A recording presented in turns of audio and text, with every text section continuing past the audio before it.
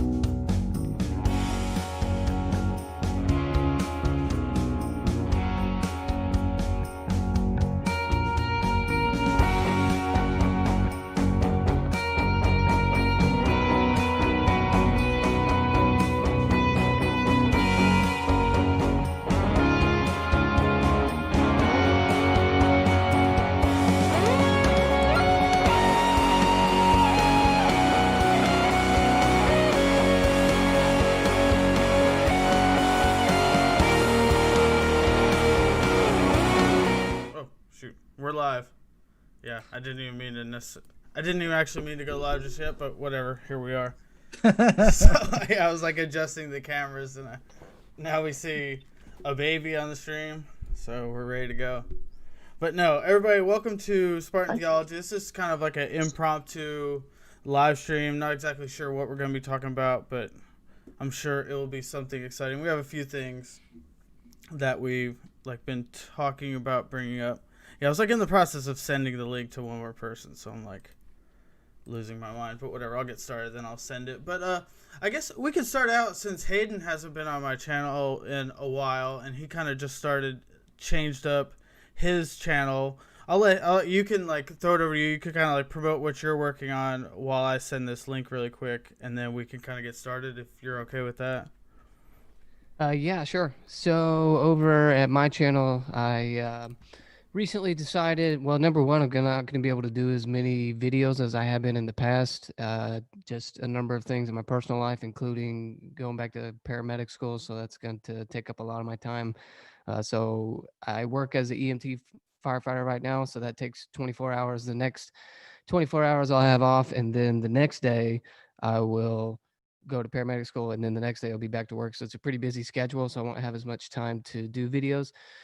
But also, I decided starting this year that I'm going to open things up more broadly. So far, I've really only focused on theology, apologetics, stuff to do with religion, specifically Christianity. I've engaged with some atheists, and I enjoy doing all of that, but it doesn't really encompass everything that I study, everything that I read. And so basically, my plan all along has been to read books that I find interesting and then interview those authors or discuss those ideas. But I actually read much more broadly than just theology and philosophy. And so the name was Help Me Believe. And so I felt like that was really that kind of was a narrow brand. I couldn't really do anything more than Christian apologetics and philosophy and theology, that sort of stuff with that brand name.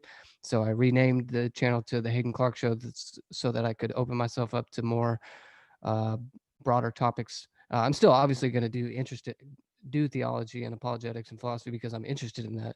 I just wanted to have the freedom to do other things as well, since I'm interested in other things like just history in general, psychology perhaps, or just whatever the case may be. So I'm hoping to have more diverse group of people on the show this year. I actually have confirmed that in January I'm going to be interviewing a firefighter who has a popular YouTube channel that he does comedy on. It's called the Fire Department Chronicles, I think is the name of his YouTube channel, and he does a lot of funny videos about stuff that happens at the fire department and stuff like that. So I'm going to be having him on. So that's an example. Like that has nothing to do with theology, Christian apologetics, but I really like his channel, and so I wanted to have him on, and I wanted the freedom to do that, so I renamed the show to something more general. So anyway, that's basically all that's happened so far. No one's unsubscribed or told me they hated me yet, because I am still going to do the Christian philosophy, theology, that sort of stuff. Nice, nice. Yeah, that should be really cool. That's kind of what I want to do. Like, that's what I've been trying to do kind of with my channel too, but I'm a pretty slow reader, so I've learned to reach out to more people who like write papers and stuff because I can actually get through those. But yeah, I like that idea a lot where kind of branch out. Yeah, that's really cool. But and John has a pretty exciting interview coming up on his channel, like what, next week with Chris Tilling or whatever, as you get attacked by a cat. It's a week from today. Yeah. Okay. Nice. Nice. Yeah. On his stuff on divine Christology in Paul. Nice. It'll be fun. Nice. Chris is a good guy. Been reading Bart with him for about a year now in a group, so he's a good dude, and he's got a lot of wonderful stuff to say about Christology and Paul, so it'll be fun.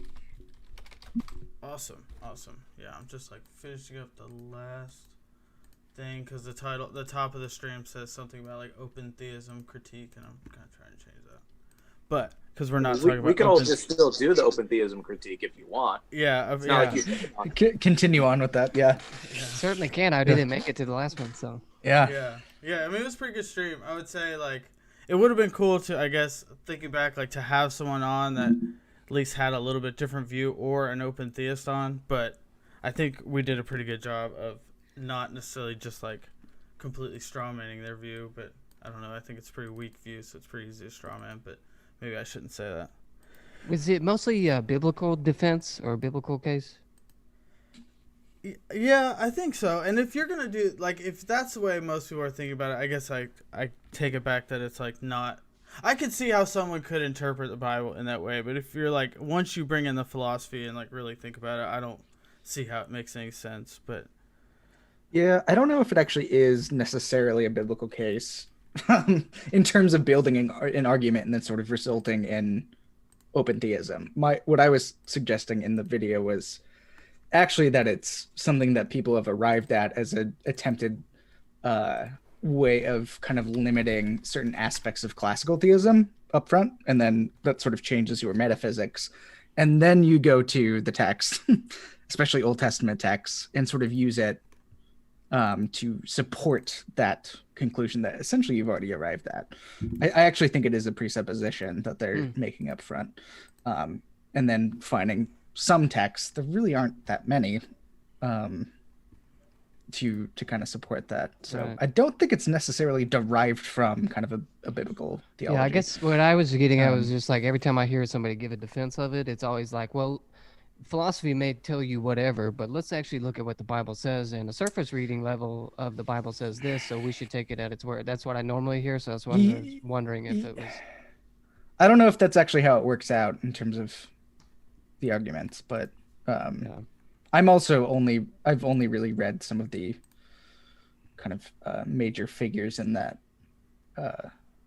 that kind of approach, like Pennock and Greg Boyd. Isn't that kind of the Rice. John, what you were saying? Isn't that kind of the problem of, not to get too deep in the weeds, but isn't that kind of a problem of theological method across the board? Like that seems to be something where I look at a lot of, I should be very careful with how I say this, obviously. A lot of conclusions people draw seem to be more front-loaded with certain modernistic uses of language and stuff like that. And it seems that a lot of people are just very unaware. And I'm not saying anyone here, I don't have any person in mind. It's just kind of an overall thing I see, that there's very little attention paid to theological method and our own assumptions that we bring to the text. And that often gets confused with what the text actually says versus what we think the text Yeah. I don't know if that maybe helps kind of nuance a little more of what you're getting at. That's a good point. And I'm fine with bringing assumptions to the text because we all do it. It is also a matter of being honest about them and how they're doing work in our interpretation. So that's helpful, because I didn't want to say that bringing assumptions is necessarily problematic. What I mean is open theists, and this is kind of Bruce McCormick's critique of open theism, is really that it's initially metaphysically parasitic on classical theism. It's actually drawing life from certain concepts within classical theism prior to any sort of argument or interpretation of the biblical data. Okay, so it's actually drawing life initially from that and reducing it and changing it in certain ways, right? But I think that's actually happening up front. So that's what I mean. Not that presuppositions are necessarily It seems bad like thing. it seems Yeah. like a denial of classical theism. So what is it? What is it drawing from classical theism? Sure, I think most of the major open theist proponents actually do hold to a certain account of impassibility. It is an impassibility in the being of God. It's just that God feels certain affects when Jesus suffers, for example, or Jesus serves people who are on the margins. There's kind of an empathy there. So there's change in that way, but they actually do hold to a certain account of impassibility in their thinking. It's just very much separate from sort of what's actually going on in the economy of God in Christ. So they would actually agree, I think, with some of what classical theism is doing. It's just that I think they're limiting certain aspects of it and kind of. But what I mean by parasitic is that it's drawing its basic kind of theological concepts from classical theism and then doing something kind of funky with it and reducing certain things and adjusting certain things. So I don't think it's antithetical. I think it's actually much. So if we think about the sort of spectrum of theological approaches, we have sort of classical theism on one end and then like process theology on the other hand. Yeah. I wouldn't want to say that open theism is the same thing as something like process theology. It does overlap with it, but I think it's actually closer to classical theism on that spectrum because it's drawing so much of its basis from classical theism. Yeah. Is that just you trying to word things the way that they would want to word them? Oh, no, I don't think so. Oh, okay. Yeah. I don't see how, because I'm thinking in my mind, how in the world could open theism be reconciled with impassibility? And I just can't even, because open theism, maybe correct me if I'm wrong, maybe there's different strands of it, but open theism is going to affirm that God learns things. Yeah, but so the distinction is in God's being. So God in God's self is actually quite apart from that learning and that the foreknowledge stuff. It's actually quite distinct within open theism. Then God is composed. There's this essence that does not change, but then there's these accidental properties like learning or something that do change. Yeah. And then so you would have to deny divine simplicity.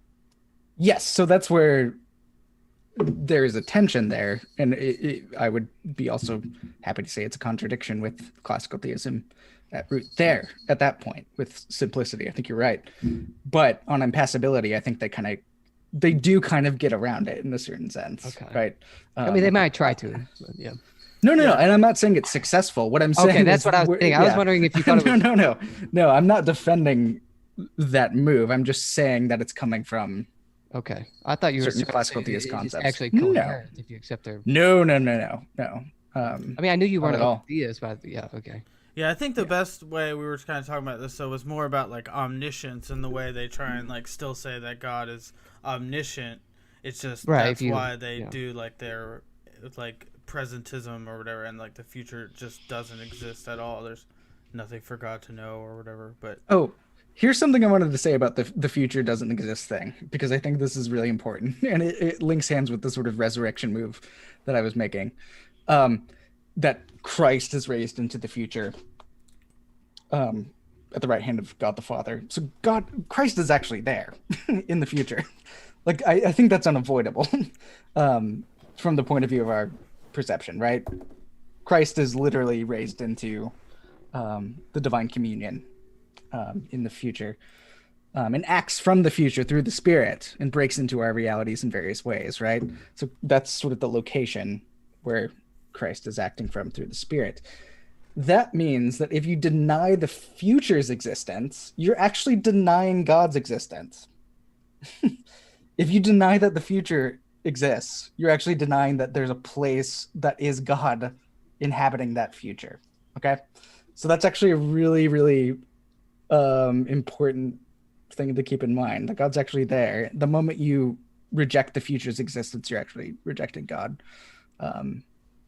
Inhabiting the future. You lost me there. I don't like. Well, he's Which saying one that is- God is he's saying that Jesus is present. Well, is presently in the future, and so if you deny the future, then you deny Jesus. That's a very common view, Hayden. Like, given. No, Yeah, I know that's what he's. I'm not I was speak just for making John. it clear. Yeah. Yeah, but wouldn't they just Oh, say that Jesus isn't in the future? He's in the present or whatever. Where is he? Well, yeah, maybe he's chilling How behind is he- Pluto, like I said. How is he in the? What does it mean for Jesus to be resurrected into the present? Like, what does that even mean? Well, Especially post ascension. Mhm. Yeah, he's Well, what- in. Yeah, go ahead. Doesn't the same issue fall for the past? So wouldn't you have to JB say that is- Jesus in the past also? God's in the past, or the past exists. So Sure, it's one and the same. Yeah, Jesus's existence in the future is also the same thing. It's a particular thing that. So that you're is saying also- that you're saying World War II exists now, not existed then. I'm not quite following. What do you mean? Well, because if the past exists, not existed, as in the future will exist, the future does exist, then you're saying that every event in the past is currently existing. No, I'm talking about from. And I came in late, so I could have missed. No, you're fine. Said this thing. I'm really talking about sort of from, and this is a difficult way of talking about it, from God's point of view, quote unquote. So we can talk that I about would it. agree with. That yeah. what I would agree So with. But I would in not that agree sense, we're the future exists. Yeah, in but the it does- same way that- in the same way that the present exists. Can I say it but- like this? I don't agree with that, but I agree with it from your point of view. With whose point of view? Because From the with like from the point of view of a Christian, since I don't fall under that, I don't, I don't say God exists in the future, but I can see how that's a statement that is entailed into the actual belief structure. Do you know what I'm saying? Sure. Yeah. Yeah, this is also, you need to supply a different account of time, which I didn't do. So that may be where some of the confusion is coming in. And that's, I think this is something that Robert Jensen is doing with time sort of being a helix, or kind of gravitating toward the life, death, and resurrection of Jesus. And when Jesus is raised into the future, Jesus has sort of access to all points in kind of contingent existence simultaneously, right? I think we could all agree on that, right? Christians Yeah. could agree on that. Yeah. Jesus accesses all points in history by being outside of it. Well, Yeah, I just don't see why. I don't think, like the way you said, like an open theist would be denying that God exists by denying that the future exists. Like I'm pretty sure they would do some sort of philosophical move or whatever, and tell you. Yeah, I'd be curious what that is, though. Yeah, well, yeah. they would just be modifying how Yeah, they that's Greg understand Boyd's the approach. nature of God. Yeah, So they wouldn't. They don't. Greg Boyd, at least as I recall, some of his earlier stuff, at least, didn't believe he was modifying anything within the doctrine of God. He believed he was modifying the doctrine of time, or something like that. So for him, it's a question of the future, not the question of God, which is, as John is kind of getting at, I think, is that's the question, right? What is the relationship between God and time? You can't. And I think the critique I don't know if John would share. I'm not speaking for John. The critique John and I would share is you can't pull God and time apart. Because Yes, I totally agree. Yeah, that's kind of the point of the incarnation. That's, I mean, for Christians, that's kind of where it, and so Boyd is kind of forced to modify. If you're going to modify one, I'm glad he modifies his view of time. But at the same time, you can't and that's the problem with Christian systematic theology, is everything is in some sense, if you're doing it right and doing it well, everything is connected, at least in some sense. So you pull on one thing, something over here moves like that. And so it's one of those things where Boyd, I think, kind of just runs into the problem of, well, I can just change this and have no impact here. It's like, well, that's the question. And so, Sure. not to speak for John or speak for anyone else, but no, maybe that I helps totally to agree. clarify a little bit. Totally agree. Yeah. Real quick, if you said Nick said that you can't really pull God and time apart, are you saying after the incarnation? I'm not saying before or after the incarnation. I'm saying the incarnation is the example of how God interacts, and is probably the quintessential way God interacts in time or acts in time. But God has been acting in time, at least in some sense, for a long time. But y'all know what I mean by a long time. Right. And so, because it basically concerns divine activity and divine action, which is very much a staple of apocalyptic thought, Jewish and Christian, and some synthesis of both. How God acts is a question of how God acts in relation to other things, entities, concepts, persons, so on and so forth. So it's a much bigger question, but I think that's one of the ways open theists kind of, or at least Greg Boyd, tries to kind of, I don't want to say have his cake and eat it too, because I think he at least understands the problem. And I'm glad he modifies that versus modifying the other thing. But I think that's a problem with open theism, at least as far as I see theologically. I have exegetical problems with open theism too, but like I said, you can be wrong and still be in Christ. So, but yeah, that's kind of, maybe that helps kind of clarify maybe what John was getting at as just as an example of maybe the issue that Boyd brings up, just as an example. Yeah, I'm gonna have to give a lot more thought. Not the open theism stuff, but the stuff that y'all were saying about God and time. But I'll just Yeah. Same. Can I ask you before we keep going? What's everyone drinking? Because I'm drinking that. I don't always drink beer, but when I do, I drink those. I got a fancy little IPA, local IPA. Well, Hayden, at least you'll be hydrated. I don't know much about John Buck. I want him to turn his video camera on and give an introduction. John Buck is the second most handsome person in this. And Mark, this is his first time on the most screen. handsome is right over there, laying in the mud. But yeah, John Buck is over there eating pizza or something like that. Yeah, John Buck can't introduce himself. He doesn't want to talk with his mouth full. The other JB's here, huh? Yeah, we keep forgetting about JB. The better JB is here. Wow, John. Happy New Year to you, bro. Hey, Clark. I love your channel. I've been watching you for a little while. I think, but I'm gonna ask again. I think I've asked you this before. Since you're a Thomist, why aren't you a Catholic yet? Exegetical reasons, mostly on different theological beliefs that they have. But to be honest, I haven't given those things a whole lot of thought. So yeah, you gotta read the Summa, man. I gotta finish it. I don't know how I'm ever gonna finish it. I mean, I might be. I'm more Catholic than a lot of Protestants, but I still. That's what I'm saying.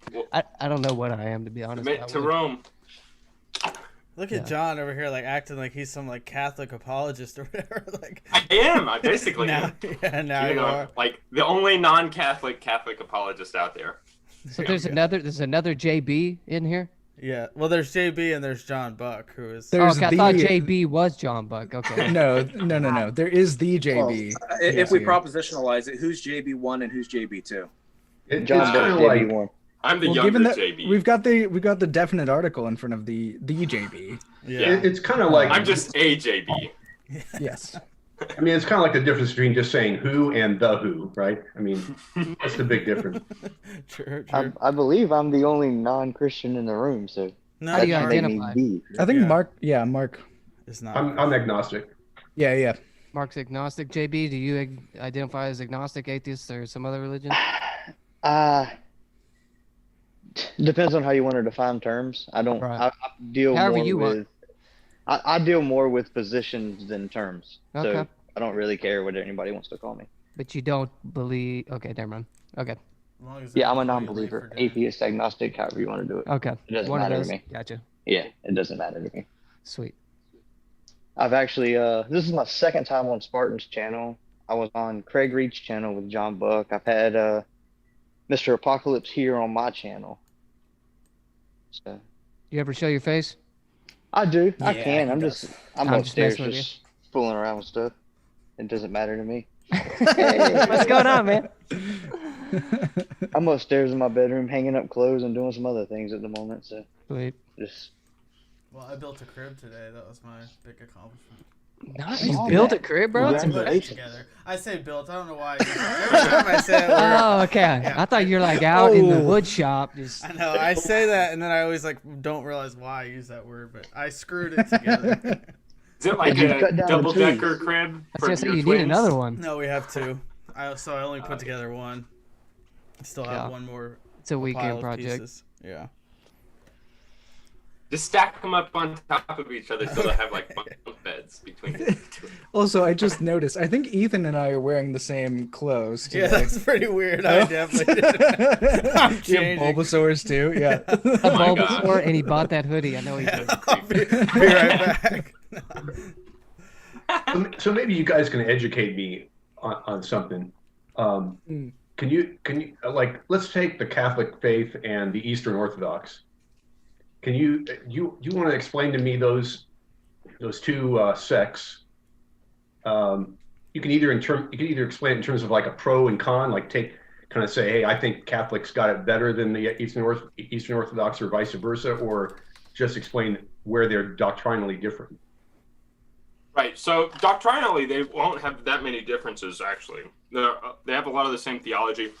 They're like from within the people within the sects. Like you'll have Catholics.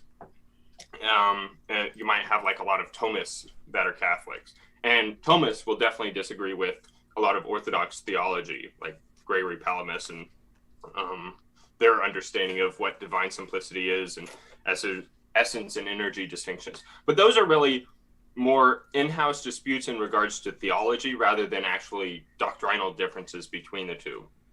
Because like you could still like take on Gregory Palamas's, which is like a church father widely held and held in high regard by the Orthodox faith, and still be a Catholic. You can still have their understanding of theology and still be a Catholic. You don't have to like entirely subscribe to Thomas Aquinas's entire metaphysics in order to be a Catholic.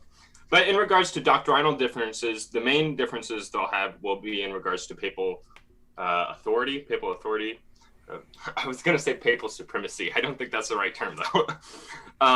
And so the Orthodox do not believe that there needs to be some sort of pope over all of the Christian church that sort of settles disputes between everyone. They think that you'll just have the different patriarchs for each of the churches, and when necessary, those patriarchs can gather, host some sort of council, and then come to some sort of decision regarding some controversy within the Christian faith.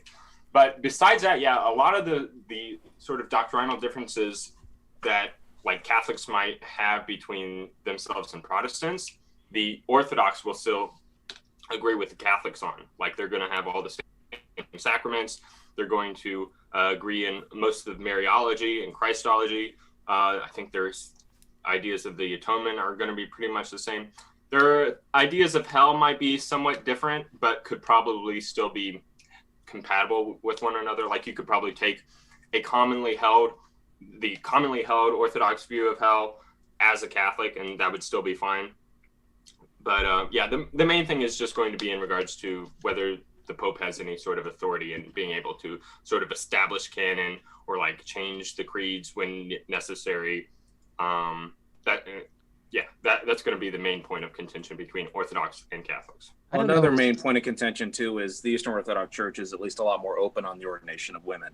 The Roman Catholic Church, at least as far as I know, hasn't shifted on that for a while, which is unfortunate. There you go, Hayden. You can't become Catholic because you're cool with that. Yeah, well, I'm kind of undecided, but I do lean more towards being cool with that. But I think one difference is, and I don't know much about either when it comes to specific doctrines and stuff like that, but I think that in the Orthodox Church there is no doctrine of original sin, or it's not the same as the Catholic Church. There's not an inherited sin nature, that sort of stuff. I don't think is talked about in the Orthodox Church because they stuck to the original Greek, and so they had the correct translation of that Romans, whereas Augustine and the Catholics. Yeah, it's because they weren't corrupted by Augustine. In the West, had the incorrect one. They also make a distinction between original guilt and original sin. Yeah, that's what I meant. Yeah. Yeah, I don't know too much about that. I know John Buck is probably the best one to ask because you were looking into it for a while.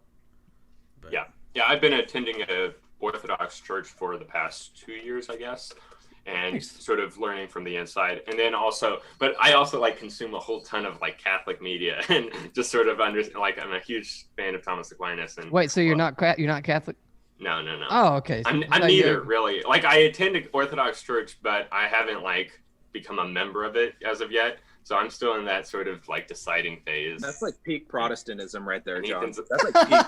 That's exactly what I told John when especially So you're a Protestant. especially where Yeah. where I come from at Duke. Like we've got tons of Protestants who are like all about Catholicism because of Stanley Hauerwas's influence here. He's kind of the the main like Protestant proponent of Catholicism. Well, I think one of the attractions is just the traditions in both of those sects. I mean, it is pretty attractive having those long-standing traditions. You guys obviously know about the Bible Answer Man, right?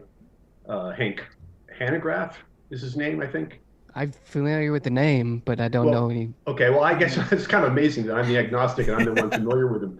But because when I was kind of trying to test the waters of Christianity in my 20s, when I lived in California, as on my drive home from work, I'd always listen to the Bible Answer Man broadcast, and it was, I guess I didn't know the guy's name because I just knew him as the Bible Answer Man, but the guy's name is, I think his name is Hank Hanegraaff. That sounds right.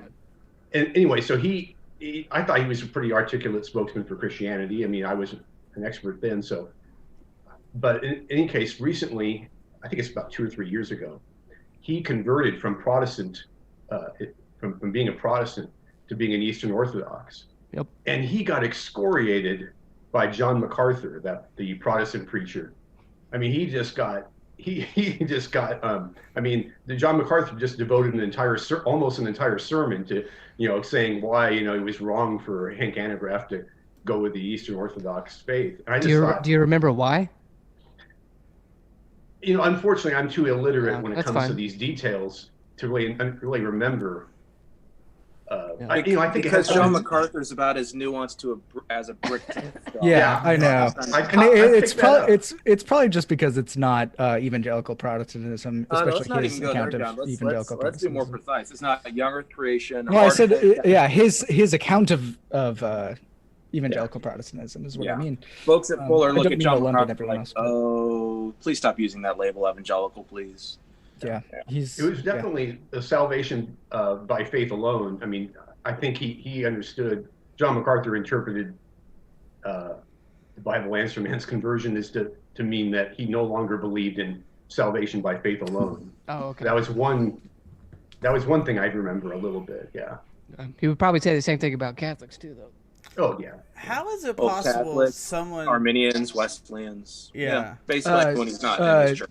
Yeah, Jews too would be lumped in there. They're basically the same. Yeah. Yeah, I'm just wondering how he could like interpret that as like I could understand like when Christians make like this stupid argument like, oh, you become an atheist because you want to sin or whatever, but like why would this guy for like bad reasons want to make it harder on himself? Like that doesn't seem to make any sense. Like, oh, I'm gonna just choose to believe that I have to do way more to get into heaven now instead of just I don't know. Because what is it? The Turkistic approach to life is just so much easier. True. Sorry, I should be nice. I should be nice. I'm sorry. No. You definitely don't have to. No, I love it. I'm loving it. Nick. Please be rude. Yeah. No, I need to be nice. I need to be nice. Daddy meant it, but Daddy.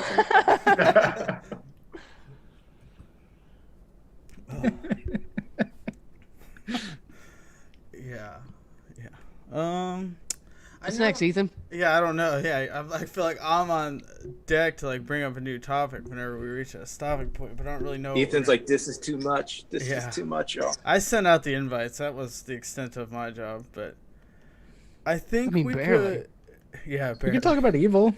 Yeah. Yeah. Okay. Can I ask? Oh, I love evil. Yeah. Can I ask a quick question? Hayden. Yeah, it's Hayden's favorite. Yes. subject. Yes, you Yeah. may. Y'all were kind of discussing it whenever I came in. Sure. Do y'all know any open theists? Now, obviously, there's like the big name people, but I'm talking like some lower name people. I was just talking to one last night. He goes by Planninga's Bulldog. And he's Okay. kind of like a unique Watch out.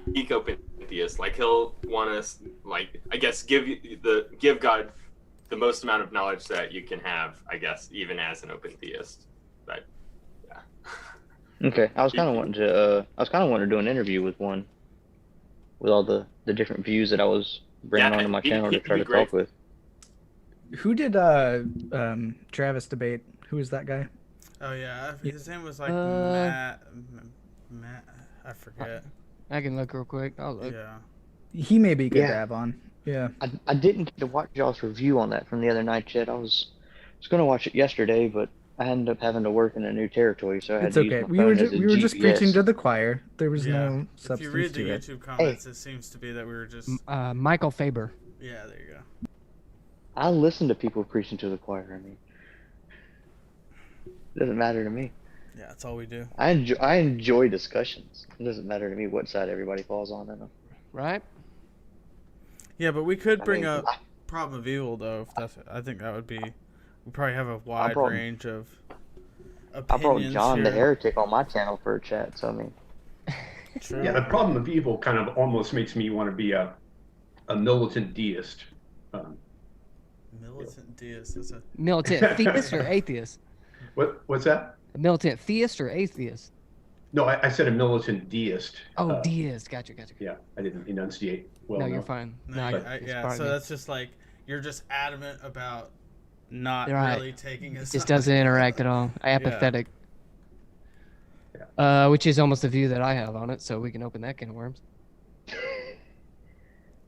Yeah, I mean, I don't really have like see a problem of evil. Lead us in, Hayden. Go. That's yeah, what I get say, accused you of. seem to have an opinion, so yeah, my. I don't think it's accurate. For me, the solution to this, so the problem of evil is outside the logical one, because I think that one's dead now. But the evidentiary problem of evil argument, I think the solution is to say, because I think it's true, not just because it solves it, is that God does not have moral obligations, period.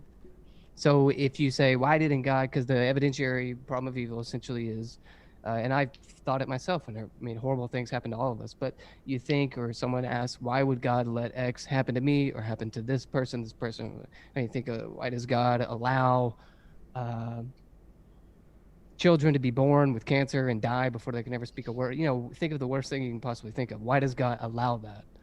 And to me, the answer is that, first of all, if it's like a real case of someone giving you a real example, I don't think the answer is a philosophical one at all. I think we should just be there for people and be friends with one another. But the philosophical answer to me is, well, God just does not have moral obligations. So is there a reason why he did or did not do that? I don't know. Perhaps there is. But even if there is some reason, I don't think it has to morally justify allowing that to happen, because I don't think God has to morally justify anything, because he doesn't have moral obligations. Because to me, moral obligations only apply to human beings, and God isn't a human being. Yeah, it's interesting. That brought up one That's thing. outside of the mainstream. That's going to be in line with Brian Davies' book on the problem of evil. But outside of him, I haven't seen anybody else say it. Can I put some pressure on that? Yeah. Real quick. Can I just say one thing before you go? It's really short. Go for it. I went to say it 100 times. I keep forgetting, but it made me think of it. And this is something I should have brought up when we were talking about Travis's debate when he was there, though. But like you said, like how you don't really want to give someone a philosophical answer when you get into like an actual issue. And there was someone in his debate on open theism that like essentially asked him that question and then like ridiculed him in the chat for like, oh, so you're just gonna give a philosophical answer for if someone's kid dies or whatever. And it's like, chill, like this is not the time for that. So I think you're right. Like these are separate things or whatever, and we're called to like be there for people and mourn with people who are mourning and whatnot. So this like to distance yourself from like this is not what we would say to someone like to answer why did like a baby die or something like that. But this is just like the actual philosophical reasoning for this, and that's interesting. But yeah, I want to hear what John has to say. Yeah, just to kind of press into that a bit. Two things. One, what is evil? Two, what does God's justice have to do with this conversation for you? Because I know you're suggesting that God isn't a sort of moral agent in the way that humans are.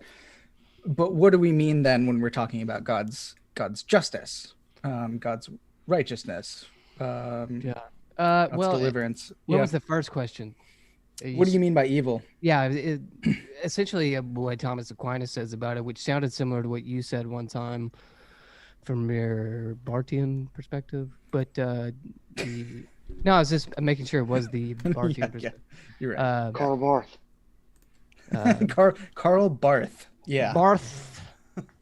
A privation of the good. It's not it doesn't have a positive ontology or whatever it was that you said that one time. Right. I agree with that. Not in the same sense that you mean it, which we discovered in that conversation, but I do, yeah. And whatever it means that God is just is something analogous to what it means when we say that you're just or unjust, but it can't mean exactly the same thing. Like I agree, the proposition God is good is true. I just don't think it's a moral goodness or something. I mean, God wills that which is good for us, that sort of stuff. I don't think it's the problem of language attributed to God. I don't think it's univocal. I don't think we can say that God is just in the same exact sense as we are. For example, if I saw and had the power to stop something evil, a man beating up and taking the advantage of a weaker woman, and I had a gun or whatever, I have the necessary power to stop that from happening, I would do it. I think I have a moral obligation to do that. And I think it would be just for me to intervene and stop that. Even on a pacifistic view, you would probably still agree with that. You just wouldn't agree with me that we should use lethal force. But whereas if that's true of God, that he has failed to do that infinitely many times, not infinitely, but a bunch of times, like, because that sort of stuff happens all the time, and God has the necessary power to stop it, and he doesn't. So if you're going to apply the word just univocally to God, then I think you actually need to apply the word unjust to him, because he allows that to happen so much. Interesting. So I think you're actually kind of getting close to some kind of univocal claim about God. I think you're sorry, equivocity. Because I do think that there is some sort of morality that we can talk about with respect to God, but this could also kind of go back to the question of what is the being of God. What do you mean when you're talking about God? Do you mean the sort of simple, self-enclosed kind of self-subsistent being, or what are you talking about? This doesn't answer your immediate question, but I meant to say it just a second ago, which was, I don't actually necessarily have to commit myself to God not being a moral being in any sense. That is what more or less what Brian Davis commits himself to in that book. But actually, all I really want to commit myself is to saying that God doesn't have moral obligations. So he may still be a moral being in some sense, but that sense does not include him having moral obligations. So maybe it's still true that God is just, and he may be just in I don't know how it could be a univocal sense given the evidentiary problem of evil, but he may still be true in some kind of an analogous sense that God is just and God is good and God is love and God is all these things. What would all that I want mean, to commit though? myself to. I mean, how would those analogies work? I'm confused Okay, so about that. I really haven't thought about the word just much, but I have thought about the word love, and I would agree with Thomas Aquinas. God is love in the sense that he wills the good of man. He always wills the good of man, and that's part of what love means. It is not a full description of what we mean by love in a human sense. There's more to it. There's the emotions of it. Yeah. There's, I love my wife differently than, I love my friends, or I love my daughter, or I love pizza, or whatever. Those words aren't univocal. But anyways, all I wanted to commit myself to was God doesn't have moral obligations. There's no law above God that he is held to, that he must fulfill. So, and that has to be the case if you're going to find fault with God for not intervening and stopping some evil. And I think most people are going to want to commit to that, even if they haven't thought it out. But I mean, imagine admitting that there's some law above God that he's beholden to. to me, that would make God not one entirely free to, there's something above or more fundamental than God. Yeah. Sorry, I don't want to kind of hijack this conversation I could either. push back So a little bit on one others can thing. comment. Yeah. Yeah. Go for it, Ethan. Yeah. Okay. Yeah. I don't know if I just cut you off. It's whatever. Too bad. No, you're fine. But yeah. I kind of am on board with you with like that. There's not. I mean, I definitely am on board with you. There's not this like higher moral law that God is beholden to. But like, to me, it's still like, even in a situation where like I do something, maybe I'm not like morally obligated to necessarily do this thing, but it is a good thing to do. So it seems even if God's not morally obligated to necessarily step in and like stop these things, it would be a good thing to do.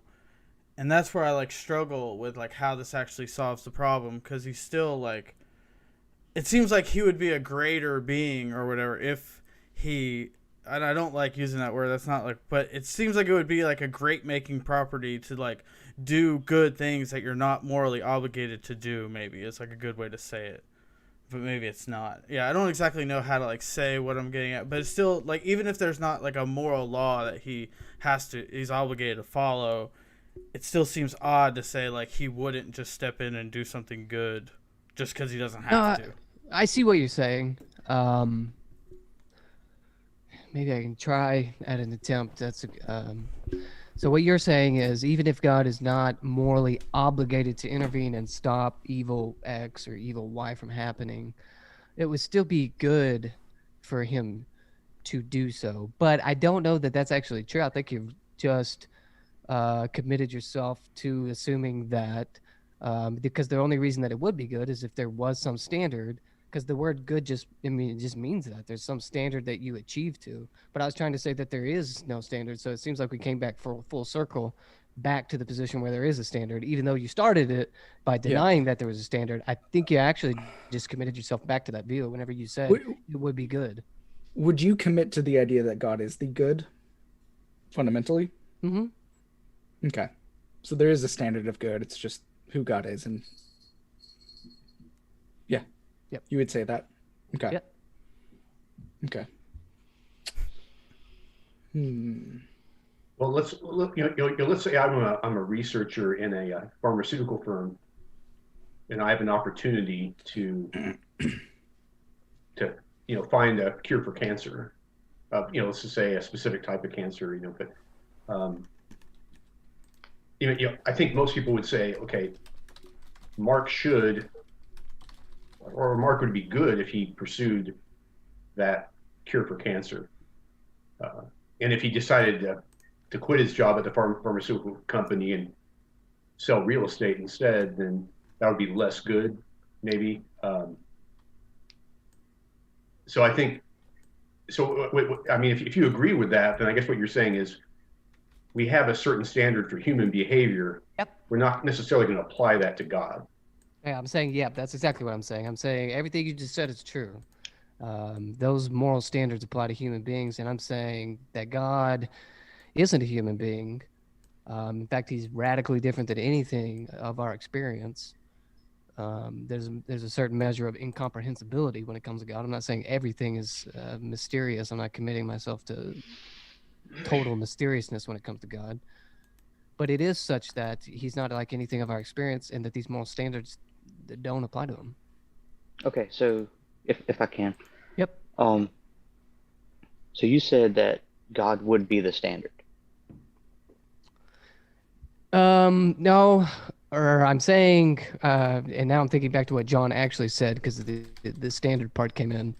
This is a difficult question, actually, one that I had to think more harder about. But a lot of people solve Euthyphro's dilemma by saying God just is the good, and I don't actually, and they mean it. Yeah, but all that does is kick the can back a step. So I mean, I don't even. Yeah, so whenever I say that God is good, I don't actually mean something in a moral sense. I mean it more in a metaphysical sense. The good is the standard that you aim to achieve. It's gaining in perfection, but God is pure being, pure act, actus purus. He just has all his perfections ready and always, and so he couldn't possibly get better in that sense. That's not really a moral sense in that he does good things like we do good things. So I don't know that I want to say that he is the standard of morality, to be more precisely.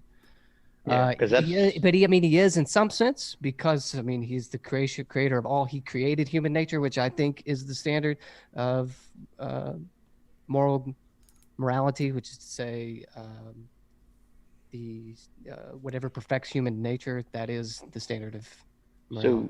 so. Wouldn't you say that by us becoming closer to the nature of God would be us becoming more godlike and better people? There, again, it's going to be. I can see how answering yes and no would be confusing. Would be confusing depending on how it's understood. We become more like God. If you become more like Christ, who took on human nature, then I'm going to say yes. Okay, let's just leave Jesus out of it. Let's just go to the Father.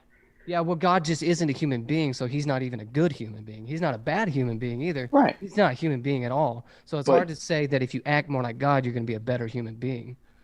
But I guess going to Jesus, here's the question. Okay. Do you as a human, and I mean, I guess this is open for everybody really, because I just thought about this question. Do you as a human strive to closely resemble Jesus in his human state or Jesus in his spiritual state? Well, that's going to get into the nature of the hypostatic union, I guess. And I don't have much to say about that. I don't know. Right, and I mean, I'm sure these are like hours conversations once you get John into might. them. I mean, that guy will talk forever about anything. Do you want me to talk now? No, I think on the that's actually a very good question, JB. Yeah, I think when we're talking about living like Christ, we're, I think, better participating in the life of Christ by way of the Spirit, and living in that kind of reality. We are participating in both the divine and the human natures involved. It's not just one. We don't want to separate them, right? There's no separation. There's no confusion though, but there really is no separation between those divine natures. So yeah, I'm perfectly happy to say when we're living like Christ, or participating in Christ, we are participating in both those natures, because we're being also healed and delivered. I mean, this is what theosis is all about, right? We're being drawn out of our sinful condition into a new and glorified reality in the life of God. So yeah. What was the question? Was, I don't know, JB, if I'm wrong, but the question was kind of was it set up as like we ought to say one or the other, like it's his human nature? No. Well, okay. it was something I had never thought of until it was until it kind of came up into this. Did my answer make sense to you? I didn't know if it was a dilemma or something. Somewhat. You used a bunch of big words, and I'm just, but it's okay. No, but I guess where I was going with that was, and Hayden, feel free to cut in and tell me where I'm wrong, or say I don't know, because I've never interacted with you, but sure. I very freely say I don't know when I don't know something, and have no problem with somebody saying I don't know, or I have to think harder about that. Okay. But if God's the standard that we're supposed to live towards, and God himself doesn't have an obligation, then to say that we're supposed to work to that standard of not having an obligation, then by us having an obligation, we're actually moving in the opposite direction of where we're supposed to go. That's because I would actually not say the first commandment. We should be more like God. I would say that we should be more like Christ, and then we're going to get into the odd. Christ is God. So right. Yeah, we're going to get into that. So that's what I was trying to kind of get at. Yeah. But I can't be more like the problem is that I cannot be more like God in his. You can be. Well, you can be. Well, I guess you could say Oh, in so you're his in making a actions and distinction there. nature. Yeah. Yeah. I'm not saying essence. I'm saying action, nature, and thoughts. So you can say, and I'm not sure what your thoughts on it are. I know I talked to John, and John said that he's got growing views on this thing specifically. So you can say that right now you are closer to God, nature, Oh, thoughts, and actions than say Satan. Correct? I think that this talk is either quite figurative or analogical. I don't think it actually means my thoughts and my actions are becoming more like God. I think when the people use that language, I think they're usually talking about either the Bible or the incarnated Christ. Okay, and that's fair. I'm living more biblical would be a better way to say it, or I'm living more Christ-like would be a better way to say it. But whenever someone says I'm living more like God, I mean, technically, in my mind, that's impossible. Yes, but if I'm gonna be, super technical about it. Well, can you say that you're more like God than a fallen angel? Or would you say that a fallen angel is more like God because they're also spiritual like God, where you're not? So are you saying that you're Oh, I don't know further that away I than a actually. fallen Well, angel would be? I'm outside of a lot of the boxes here. I'm not even. I think that angels are physical beings, but, uh, Oh gosh. uh, but anyway, God isn't even. He's not. God isn't even going to fit into that box anyway. So I don't. Okay. Yeah, I don't think that you can be more like God Okay. in And a I mean, literal technical sense. Yeah. yeah, no, that's fine. That's fine. I can accept that answer. And as I tried to preface it, I try to ask what I think are some thought-provoking questions and kind of like poke a couple places. I don't try Oh, to that's fine.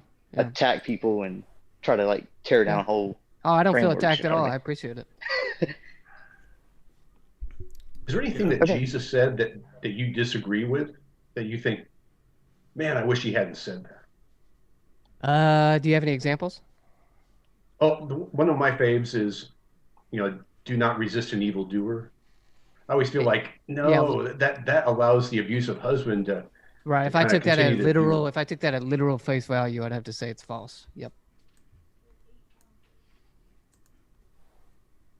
I'm not going to hand somebody a gun if they're suicidal.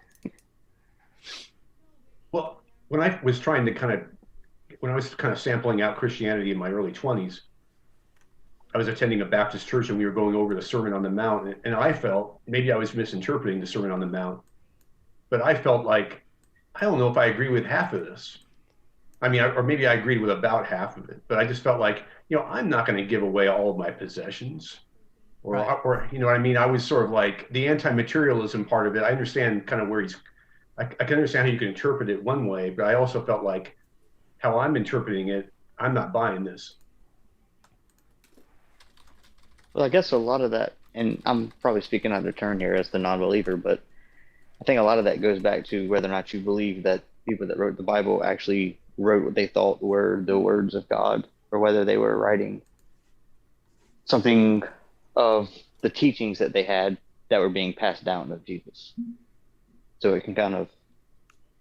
Yeah, I feel like we're getting off the rails of the problem of evil for sure. I'm I'm trying to follow and like keep up with the chat. Yeah, I'm like before we go any Yeah. further, John or Nick, is Nick still here? I think so. Have I said anything? Have I said anything about the nature of God or anything that was just like, wow, that was heresy? I mean, you're talking to a biblical scholar, so you're talking to the wrong guy about that. John's pretty systematic. Yeah, You're John. talking to a universalist, so I mean, you're. He's not afraid. So that taints everything for sure. Yeah.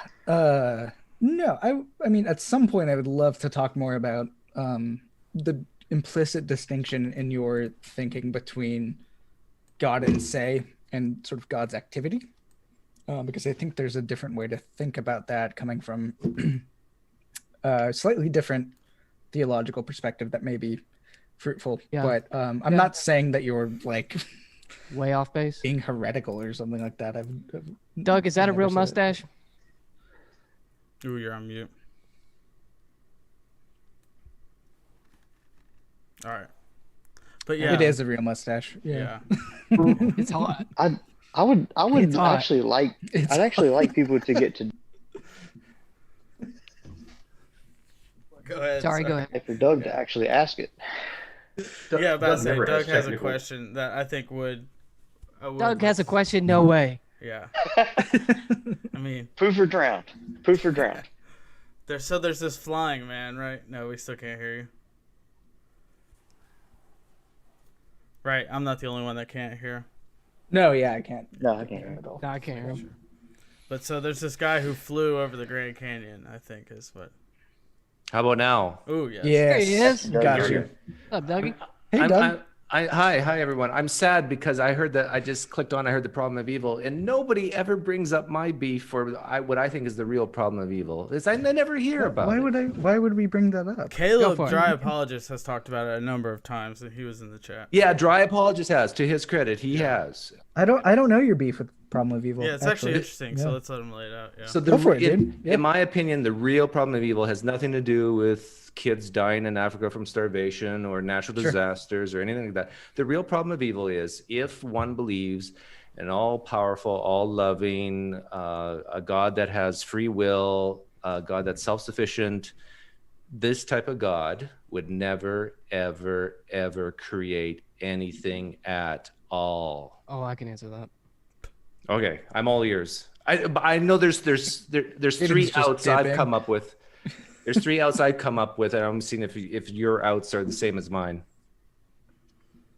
Well, evil is a privation of goodness, so it's not something that actually exists. It's the absence of a good thing. And on Aquinas's view, being and goodness are going to be interchangeable, so that existence or being actually is good. So it's better for there to be something than there to not to be. For example, back whenever you told me that you would rather be annihilated than exist forever with God, you might actually want that. That's fine, but it wouldn't be. There's no way that could be a good thing, because so long as you exist, there's at least the potential for goodness. Who So cares you're about saying- that? Who cares about Hold on. potential for goodness? Everybody Hold does. on. Everything. No. you choose See, to- this is the every- problem. This is the problem. Sorry to interrupt you, but this is the problem that I think every theist, not every theist, most theists fall into when I ask this question. This question is asked from the perspective of before anything was created. Yep. Okay? The only thing that exists is God. That's it. So the only thing that exists is God. Can you get better than God alone? You can, because you would have no goodness if God did not create I don't you. exist yet. Can you get better than God alone? Right. No, I'm saying is that, yes, there's goodness whenever God is the only thing that exists, but there's no goodness for you. So God creates for your goodness, for your good purposes. Okay, so let's say you have this option as a deity to create. Do you believe that God knows what's going to happen if he does create? Oh, we've already had this conversation. I just need a yes or no. Ask it again. Sorry. Do you believe that the God you worship and serves knows what's going to happen? with Oh his yeah, creation? yeah. Okay, Yep. so he knows that sin will enter. Yes, yeah. Yeah. Okay. But what does that mean? Do you believe? But this goes back to what I said before you hopped He was on. talking about privation. Yeah. But God hey, has- do you believe that God can tolerate a little bit of sin? Can tolerate. That he desires a little bit of sin? What's sin? I don't think that God Yeah, has yeah, I think desires that's in the evil. issue. But Evil. but going Badness. back, but What, here- what I mean, is what are that? those things? You can't Yeah. actually leave those undefined. But So it what doesn't do you mean matter by that? considering what I said before he came on, which is that God has no moral obligations in the first place. But Does even God besides want- that point, yeah, what is sin? Yes, this is still a problem. Hayden. Does God desire to have some badness? What is that? No. What is badness? Can you define Anything- badness? Does God desire Anything does that God doesn't desire want. evil? Does God desire Does to have God something does that he God doesn't want want to have? something? Does God want something that he doesn't want? Is what you just Exactly. asked. This is the problem. It doesn't make any sense. Does God It's not a coherent question. Does I'll God answer it, Doug. Yeah, the answer is no. right? So does God want babies to suffer, for example? No, he does. Well, no, he does not. Does God want people to reject him? Nope. Now, just before he creates, whatever that means, does he see that if he does create, babies will suffer and that some people reject him. Yes, absolutely. Okay. And he's okay with that. He's okay with that? No, he doesn't. We already established that he does not want it. Okay, if he doesn't want it, then why did he create it? Right, that's what I'm saying. It didn't create it. There Yeah. may or may not be an answer to that. I have no idea what the answer is, but the point I'm making is whatever that answer or lack of answer is, it cannot be a fault in God because God does not have moral obligations. Unless this God doesn't exist, and your conception of God is one that brings up this type of contradiction. Yeah, but my conception doesn't. It's the theistic personalist conception of God that brings up this contradiction that you bring up. If God was like that, I would agree with you. But I don't think God is like that. I don't. No, but you just admitted to me. I said God does not have moral obligations. But you did say that God doesn't like this. He doesn't want it. He doesn't like it. He has no moral obligation to stop it. Okay, he doesn't want it, but yet he creates knowing that it's going to happen? Yes, yeah. So he does not want this badness, but he creates something that will lead to badness that he doesn't want. Okay. No, he does not create badness. You can only create goodness. I rephrased it. God, you just admitted that God doesn't want badness, but he can see that if he does create, that it will lead to badness. Yeah, yes. I've heard it. You don't see a problem there? No, honest to God, I fail to see what the Okay, I think I got it.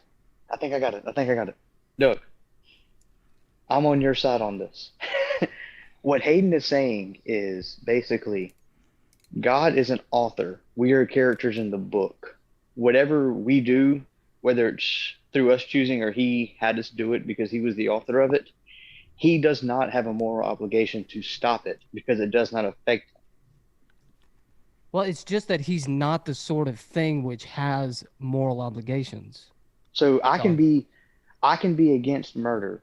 I cannot be a fan of murder, but I can still write a book where a murder takes place and say that I don't have a moral obligation to write it out of the book. All that's irrelevant. I appreciate the illustrations, but they're just inevitably going to fail because the point is that God is unlike anything of our experience, and so the illustration is just necessarily going to fail. Well, how about this? How about God is not a helicopter parent? I've heard that said, that God is not like one of those micromanaging parents.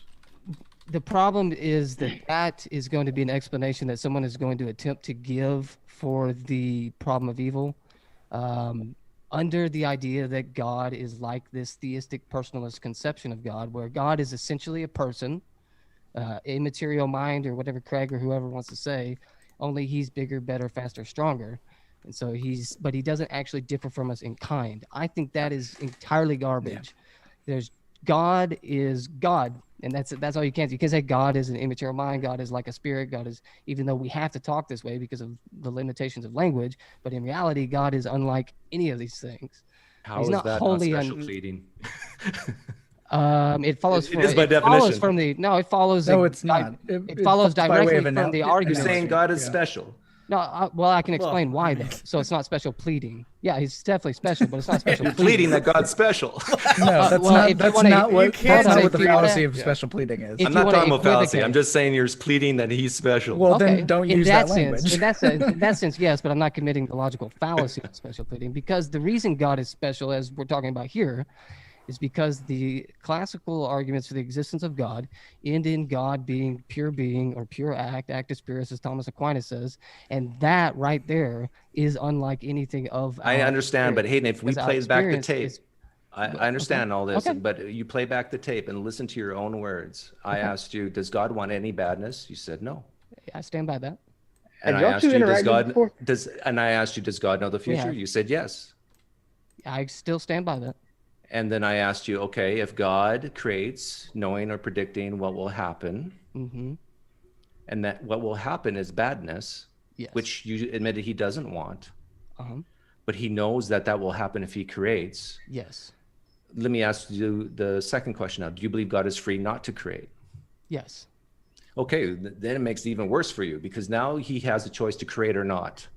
And he decided to create knowing what will happen. He's not shocked. He's not surprised. Yeah, I would slightly disagree with Hayden here. I think God's freedom is in his decision to elect and create humanity and the cosmos. I think that's God's freedom. that's where we see God's free choice enacted. So I don't see sort of. That's what Hayden said too.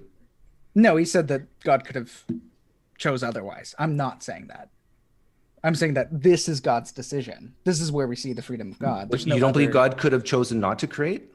No, I'm just saying I'm not buying into a sort of libertarian account of free will at this point. I'm just saying that the freedom that God has is evidenced in God's creating and electing activity. That's God's freedom.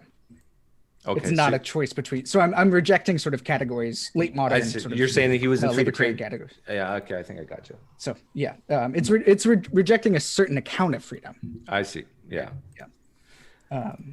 So that's what God's freedom is. But Hayden, I think you're stuck in this between a rock and a hard place here because I don't think so. Because imagine a world with just Yahweh alone. Yes. Do you think that world ever existed? Before the creation of our world, yeah. Okay. Now, if God is special. Before the creation of anything, if God is special, he is, I think, you tell me if you disagree with anything I'm about to say. Okay. He's all loving. You can't beat God when it comes to loving. Right. He's all powerful. You can't beat God when it comes to power. Right. He's omnibenevolent, benevolent. He is the creme de la creme. Okay. Now, anything that he creates cannot add to it. Right. You can't add to God's goodness. Right. So we're comparing two worlds. Yes. A world of God alone and a world of God plus creation. Mm-hmm. One world has what we call sin. I'll just say badness because I'm in a group of philosophers, so I got to be careful with my language. So we've got one world of God and one world with God plus badness. Right. Which world's better? Which world is the term better is going to be the problem here. Is it better for God? Is it better for humans? Well, it's better for humans and for our world that we exist at all, as opposed to not exist. I'm asking you. So, what's better in your opinion, Hayden? It's in my opinion, it's better for me to exist than not to exist. To answer Shakespeare's question. Why is that? Because goodness and being are convertible on Aquinas's view, which I agree with. And so the lack of being is a lack of goodness. And so but we have a being. We have one world of God alone. Right. And that is, I'm saying that's, how do you want to word it? That's relative to God. But I'm saying relative to us, it's better for us to exist than not to exist. But if he didn't create you, you wouldn't be here talking about it being better that you exist. You wouldn't even have thoughts. You wouldn't have feelings. I wouldn't exist. Matter. Yeah. So we're looking at this from an outsider's point of view. It seems to me you from can't God's perspective. Yeah. From God's perspective, he has a choice to make because you said God's free. Well, is it better for him to give love to lesser beings like us than not? Now here, but remember, I know exactly where you're going with this because that's one thing that people have traditionally said. I'm just tossing it out there, but go ahead. Right, but when I said to you, when I asked you specifically, is God all loving? Can you improve on God's love by creating? No. Yeah, no, that's right. No, but I don't see why they're not both true. Well, because we have this situation of badness that comes with the love, right? So in the first world, we have love without badness. In the second world, we have love with badness. But I don't know why we're getting it only. Like, you're kind of acting like it's only bad. I do want to say that. Like, no. I can make this argument and say it's 99.9999999% good and just a little scotch of badness. I could even make that argument. Just a little tiny bit of badness. But Hayden's already on record saying, no, God's not okay with any badness. Right? Does he like it? No. Yes. Correct. So here's the outs I see for you. Okay. Number one, you say God wasn't free. And that's kind of, I think, what John was heading towards. No, that's one out. Is John here? Yeah, I think he just went on mute for a second. I don't know. But one out is to say God, it's part of his nature. He had to create. He had no choice not to. That's one out. The second out is to say, like the open theists say, that God doesn't have exhaustive knowledge of the future. And he actually indeed was surprised that being the perfect father, that his creation rebelled against him. That's option number two. Option number three is that, so you can limit his omniscience, you can limit his freedom, and you can limit his omnipotence, saying that his love gets even better when it's demonstrated among something other than himself. Well, I don't know if I want to say that it gets better, but it is better from our perspective. Well, yeah, but we're taking from the perspective that he can either create or not, right? This is the perspective we're taking in this But thought okay, so experiment. that's what I want to say. Now I remember. But if if we're talking about a universe that's just God, hold on, what was I gonna say? I had it. Because I'm saying it would be better from our perspective, and you're saying take our perspective out. It's just a universe, or it's just a possible world with just God. It's not better or worse for him to create, because there is no better. There's no scale. There's no standard any longer. Is there a worse? No, there's no better or worse. There's just God in his perfect harmony. Right. Okay. There's no better, no worse if there's just God. Is there a better and worse if he creates? For us, yes. How about for God? No, God does not get better by creating. No. But is there a worse in reality in that world if God creates? It's not worse for God. No, it's not worse for God that some people reject him. No, it doesn't affect. No, God's impassible. He already established the privation move on evil and sin. Yeah, but I can even grant you that God doesn't feel sad when people reject him. That's almost like what I'm hearing you say. That's a tough pill for. Yeah, that's not a tough pill at for all. That's the to classical swallow. view. That's the traditionally historical classical view of Christianity, that God is impassible. It's not necessarily that he doesn't feel sad or whatever. It's that his emotions don't change based upon what we do. Oh, I could go into whether or not Jesus feels sad when people reject him, Well, but I won't go there. Well, talking about the hypostatic union again is going to be. But I still think you're stuck with this idea that if God is self-sufficient, he's not needy. He doesn't need people to worship him. If he doesn't. Right. If he doesn't need to create in order to get love. Free. He doesn't need to. Yeah, there's no necessity there. Right. Hayden, does God want people to perish? In other words, I'm defining because it's perish. not good for them. Right. He doesn't want people to perish. Right. Would anybody perish if he would not have created? That there would be, again, back to the perspective things, it wouldn't be better or worse for God to create. That's not what I asked you.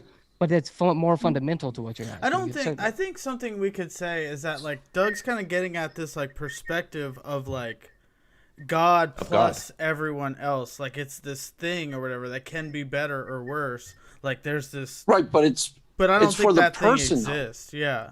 I think that I understand Doug's critique, and I would agree with it if I held to something like the theistic personalist view of God, which I just reject out of hand. You don't think God's personal? Well, in an analogical sense, I'm talking about the theistic personalist is going to do you know say that God has is? these. I came late. Tell me, sorry, John, I can't hear Hayden. Tell me, Hayden, what do we mean by God's not personal? I mean that God is not a person. Okay. He might be personal if you want to define that word. I mean, in some sense, he's the most personal being because he sustains us in existence. I don't know what could be more personal than that. Does God have emotions? It's a good question. And honestly, I haven't made up my mind on it. But there is, as I mentioned, a view within classical theism that God does have emotions. They're just impassible. They're not affected by what we do or don't do. Does God feel pleasure? Not in any kind of univocal sense in the way that we do. Like, I mean, for pleasure, for example, is just certain neurons firing in your brain and causing stuff. But like when you obey God, is he pleased with you? In some kind of analogical sense, but yeah, I mean, I think it's okay to use language like that as long as you understand that you don't mean it literally or in a univocal sense. Well, what kind of God is it? Like when you reject exactly, God, he is, as I already mentioned, completely other than anything of our experience. He's completely incomprehensible, and that's because of the conclusion of the classical arguments for the existence of God, that he is pure act, pure being. So you believe in a God that doesn't actually look at you and say, well done, good and faithful servant, or Hayden, why have you hurt me? That's because I've met the standard of. Yeah, but that's because those things are good for humans to do. I've met the standard of my own nature. But your actions doesn't impact God in that type of personal way, that he's pleased with you or he's disappointed in you. God is pleased in those things, but whenever, like at the moment I decided to do it, it's not like God went from unpleased to pleased. It's me that moved, not God. And when people are suffering greatly, he doesn't say, Yes. So "Oh God is. man, I Yep. wish." No, he does. Here's how it they would works. stop." God is always displeased with that. God is always pleased whenever we move into his grace, that sort of stuff. But he is not the one that's shifting. It's us who are shifting. Right. Like, Well, no, but no, they he is moved into shifting. they moved into suffering. He already and always from eternity has hated suffering. And we moved into his good grace, or we decided to do good thing. Oh, X, you Y, just said something. You said he hates suffering. from eternity. I'm saying that whenever yeah, but I admitted that from the get-go. So You would said, he does create God something that he like bad hates? thing? That's what I'm saying. He didn't create it. I know, but would he create something that led to suffering? Yes, Right? he created something and that led to suffering. That he knew with 100% certainty would happen. Yes, but we've already done this little. But it's coming back to that. You just said he hates something. But that's the same thing as me saying he doesn't want it from the get-go. But he wanted to create something that he knew with 100% certainty would lead to suffering that he hates. That's exactly what you said, right? Well, you spoke too quickly there, but if it's the same thing that we said earlier, I haven't changed anything that I said from earlier. I'll slow it down. You believe that God created something that he knew would lead with 100% certainty to something that he hates. This something isn't a thing. I think that's the biggest issue. Yes, I have no qualms. Yeah, the way you just worded it, I have no qualms. Yeah. Okay. And if you agree with that, and to me, that's a tension. That's a huge tension. Okay. I don't think it is for the aforementioned reasons, but okay, I can respect. Again, I think that the confusion between you and I is if I held to that view of God as that nature of God, like a theistic person, like William Lane Craig or Alvin Plantinga or Richard Swinburne, their view of God, I would think that you had a valid critique. Wow, that's a tough bullet to bite to take But the personality out of God. It's not taking. Well, okay.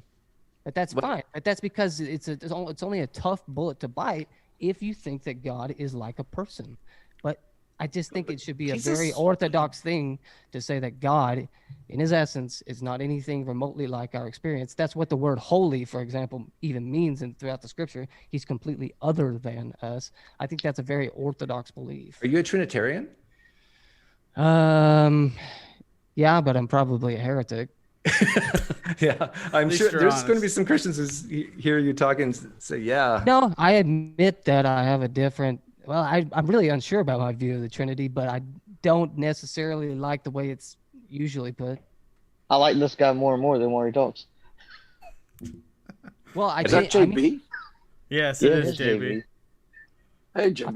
I feel like Doug and I have reached somewhat of an understanding and an impasse. So if we want to move on to something else, for sure. Yeah, I don't know. Like, do you, John or Craig, want to add to this at all, or do we want to like move on to a separate? Well, what was the original question? Because if John, let's say John DePue has the universalist reconciliation of all things at the end of time, and by my view, people have chose. So what is waiting for people is either justice or complete mercy. Either way, I don't see how. I'm not sure what Doug is at, what actually Doug was getting at, like what that helps, Craig. Question. That really helps. Universalism really helps the problem, the real problem, evil. Right. However, John's, according to me and according to John, let's start with him. So according to John, we are all going to some place where there's no sickness, no suffering, no death from now until the end of time, and everyone's going to be totally delighted to be born. According to me, the only people who aren't in on the party are the truly evil who have chosen evil over God, not somebody like you or JB. Can I just add something real quick, just kind of like, sure. I think either way, also with no matter what your view is, like you have to view, like whether it's annihilation or eternal conscious torment, and how you can square this, I don't know, but like you have to view that as like a good thing. I think like a just, and like even someone like going to hell is like the outcome that fulfills. I don't know. Yeah, I guess that doesn't make any sense. I mean, I'm a universalist too, so I'm kind of like trying to like make sure this makes sense, but I think that like in the end everything is made right, whether that means everyone gets to heaven or some people get annihilated, or it is right at the end. But even that statement, Ethan, in the end everything will be made right, tells you something, that God had the choice not to create, so you don't even need to make things right. don't- They're already right. Yeah, see, I don't know. Right, but I God don't see what created the to issue is. share Go ahead, himself. Craig. That's also just pure speculation, Doug. This idea of God creating a world, or God's just existence is pure existing. speculation to begin with. No, it's not. I mean, that's an assertion. Sure. So yeah, That's right. an assertion. But- I mean, I'm saying that. No. that- You're not hearing what I'm saying. I know. The I know. idea, the sort of alternative of God, just existing on God's own. We don't even know anything about that because that's not, from a Christian perspective, that's not the reality of the things we're involved with. So to ask us to sort of step back and sort of Well, I don't know about that, John. You do believe Why? that God created the heavens and the earth, right? Yes, I'm not sure why that. Well, okay. Undermines what I was saying. If you believe there was a beginning to creation, was there something other than God before the beginning of all creation, including angels and all that? That's not what I'm saying. I'm saying if it stops there, which is what you were asking in the beginning. Okay. Yeah, In I'm other just not words, willing to God- sort of speculate about what that would remain to be in God's self. Well, yeah, this is all speculation. Yeah, All and of I'm this is not. speculation. Sorry, I'm not interested in that. I'm Well, no, interested in concrete you know, I'm a non-philosopher guy, and philosophy is all about speculation and thought experiments. I'm not a philosopher either. Okay.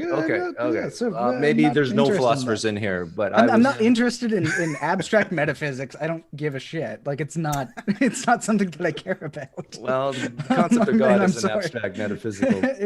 Well, not necessarily. You're just But, turning every yeah. word around. Oh, I'm just this is common language. If you're talking to a person on the street, like this is how I think people talk, and I think if you want to convince people or help people, you got to speak plainly. Yeah, I agree. I mean, I'm a pastor, Doug. That's what I do on a daily basis. And I think what Craig was bringing up was a good and it's something I don't think Hayden brought up, but the universalism is a great first step to the real problem of evil that I'm suggesting, because at least now if you are an eternal conscious torment person and believe God had the choice not to create, you believe in an evil God. That's just case. No, I would totally agree with you. Totally.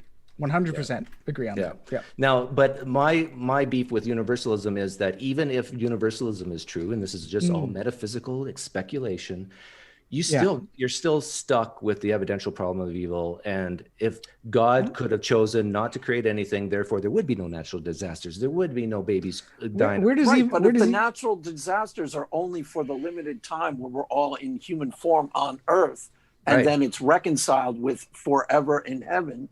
Right. I mean, I don't even see why that's even. But God doesn't remotely need an people in issue. heaven with him, does he? No, Craig, but Craig. he No, didn't create he it. chooses that. Yeah. Right, he Right. chooses that. But Correct. God doesn't want people dying of a tsunami either, does he? No. No. So Correct. God doesn't need people in heaven, and he doesn't want tsunamis.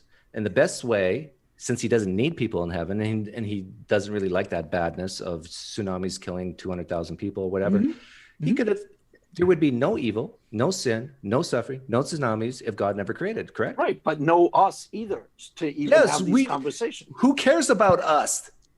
Well, obviously, I do. we This think goes God back- does, this and just that goes- life I is a think we gift. all do. This goes back to what we already talked about, where if you're talking about a possible world where there's just God and we're not created yet, there is no better or worse from our perspective because we don't exist. And so once we exist, now we can start talking about good and bad from our perspective, and it's better Right. that we exist than not exist at all, because not existing at all you cannot predicate good or goodness of something that didn't exist. Right. This is the problem I think a lot of people have with my thought experiment, or the real problem of evil, is because there's the tendency to shift from reality, the fact that we are here talking about it, and to the perspective of, okay, what was God thinking before he created? Should I do this or not? Well, I think what I just said is actually a problem for what you said to me in our interview a long time ago, when you said that you would rather be annihilated than to enjoy God forever and for all eternity. I think that is, and I hate to be pretentious, but I think that's actually impossible, because in order for you to say I want to be nothing, nothing would have to be some kind of good because you only desire that which is good. You cannot, in your mind, desire something that is not good. And so you could not possibly say that you want something that's not good. You're assuming that living forever is good. No, I'm assuming that being is good because that's the only thing that you could predicate the word good of, because you cannot predicate the word goodness of nothing, which is what you would be if you didn't exist, because nothing is nothing. It's not good or evil. It's nothing. Right, So but you in the can't thought say that it's experiment, there good. is nothing. I mean, in this thought experiment, there is something. God alone. No, I know. I'm changing it and going back to what you said to me a long time ago. He's referencing your conversation from like 2 The years ago. conversation, yeah. Yeah, I know, but it's still, see, this is exactly what I was just saying. We're flip-flopping from the perspective of God before creation to our perspective. Yeah, I think just speculating on what God was thinking before creation, like John said, is just like nonsense, essentially. Like, I just don't see. Well, I what's can't the answer speculation though, that we would be better off not being created at all if some people perish? I mean, I just think essential. I would Yeah, say I the think that answer to premise is this false. question is like clearly it's a good thing because we exist, and like if Why it wasn't is a it good thing, then clearly he a good wouldn't thing have that we created exist? in the first I can place. answer that. And it's back to what I said, which is you cannot predicate the word good or better or any variation of that word of something which does not exist. It can only be predicated of something which exists, because the only thing that you can predicate it of nothing. But God It's exists in this nothing. thought experiment. Right, but we're talking about would it be better for us, than it has to be from our And I would say hypothetical from God's perspective. perspective, before creation, it's better for us not to have existed. And And I here's think why. that's- and I Yeah, think that's see, impossible. that's there's the rub with like any sort of impassability or whatever. Like it's not better or worse. Like, Yeah. Well, yeah, I think we're going in If circles. it's just, Yeah, if, we kind of okay, are, I'm just yeah. saying, if I it's think an we should impossible world, let's just do our closing statements on this like point here, because I do think we're just like Wait, rambling. I can solve it all. I can solve Okay, all of let's it. hear it. yay. God doesn't have free will. Boom. Well, that's that would what I solve just it, said. but I That's one of deny the it, outs. That's No, what it's solve it, but I deny it's it. not an. It's Yeah, not an because out. you're We can talk misunderstanding about- what free will is, I think, there. Like, does God Who, have me? the ability to choose, like, to No. create a world that No. sucks or something? Like, no, No. he can't do that. God, He God- did. God has He no choice did. at all. But he God, didn't. God That's has the no thing. choice. Wait, listen to me. Listen to me. If God knows everything, therefore from eternity past, God knew his entire thought process till the end of time, till time no longer exists.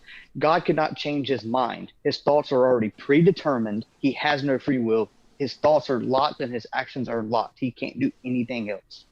Yeah, that's one of the arguments to get around my real problem of evil. I mean, I Well, kind there are of agree certain with types what of you free said, will. JB, but I just don't think that's like how you should understand free will. I think you're like completely misunderstanding what free will is. Free will is not just like the ability to make a bunch of different choices or whatever. Well, Free I don't will. think God has that. God doesn't have that anyways, I would say. Exactly. I think that creation is not a necessary thing. It's a contingent thing. Whether God created it or not, it did not have to exist. That's a fact that we can observe. But God doesn't have free will in the sense that we do. Like, I believe human beings have the ability to choose between X, Y, and Z type of thing. But God doesn't do that because God doesn't have a thought process like we do, because God isn't a human being. That goes back to God being utterly different than we are. He doesn't reason from his experiences like we do and come to conclusions like, all men are rational. Socrates is a man, therefore Socrates is rational. God doesn't move through these processes. He also doesn't have sensations like we do. Like, we see things, we touch things, we feel things, we hear things, and then we reason about those sensations philosophically. Basically, what we're doing here. God doesn't go through a process like that. Number one, he's outside of time, so he literally can't. So I think that plays in. Go ahead. Yeah. So my question is, how does one learn about the actual nature of God? I mean, how does one seek God and not end up with the wrong impression as to who God is? Metaphysical speculation. Well, I'm fine with saying metaphysical speculation because the word I'm speculation. not. I actually agree with Doug on that. No, Well, I'm going to say I don't. the word speculation is basically just going to reduce to philosophical reasoning, and that's something we all do. If you're talking about speculation with some negative connotation that you're attaching to it, perhaps, but the word really comes back. I mean, you go back through ancient texts, you'll see them use the word speculation interchangeably with philosophical reasoning, which is something we all do. So I don't have any problem with Okay, that. but Mark Yeah, but asks a we're- great question. Yeah. Well, and I brought it up. I brought it up because I was watching Nathan's channel and I saw Aaron on there. And Aaron, I think, was telling Nathan that one of the things that caused her to doubt was that she found that different Christians had different ideas about what God was asking them to do. Yep. And so I kind of felt like, okay, so that's a big problem, because even if you can get 12 people, or 20 people, they all believe in God, but they all believe God's a little bit different. You got 20 different versions of God. So so I would think, isn't there a way we can figure out? I guess you're saying that the way we figure out who God is through the philosophy. You experience the world. The world literally presents to your senses. And I don't take the Cartesian route of thinking that that's possible to doubt that. I don't think that that's possible to doubt. And then through these sensations that enter into your intellect, you reason about them philosophically. You do this on a daily basis. It doesn't have to be about God. Like I said, Yeah, you do that about everything. all men are rational. Socrates is a man, therefore Socrates is rational. And you can substitute that with just about anything. You move through that philosophical reasoning process, usually pretty quickly, that you don't actually realize that there's a process there. But anyway, you do that, and we just do that, and we reach the conclusion that there is you can simplify. You're right that there's so many different, like I was saying, there's theistic personalists, and then there's classical theists. They have two different views of the nature of God, the doctrine of God, what God is like. Hayden, earlier I asked you. But we all agree that God's a creator. Hayden, earlier I asked you if you believe God is loving. You said yes. Yeah, he always wills that which is good for us. What's the philosophical argument? What's the philosophical argument that God's loving without using? In fact, take this question with the thought experiment of before creation. Okay, so you can't use creation to philosophically derive that God is loving. Mm-hmm. How do you know God is loving using philosophy? God is a perfect being because he has no potential in his being whatsoever. He's pure act, and so he does not lack anything. So he's a perfect being. So he's all good. So he cannot will that which is not good for us, because all he is goodness. All he is perfection. He could not possibly will that which is not good for us. See, and now willing the good of another is love. See, I would, I'm a philosopher too, and I would say God is perfect. I would agree with you there, but he's all perfectly evil. Well, and so everything God wills, does, says, and decrees is evil. Now, if a third person is now listening to you and listening to me, how would they determine who's right?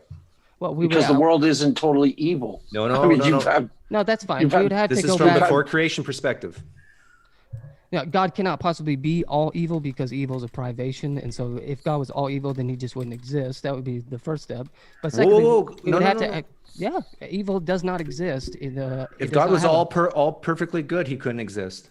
No, goodness has a positive ontology. Evil has a negative ontology. Yes, it doesn't exist. It does exist. Evil has a negative ontology in it, which does exist. Negative ontology means does not exist. But this evil exists. Does not exist. Negative ontology are synonyms. So you're saying it's impossible logically to have an evil God that's perfect?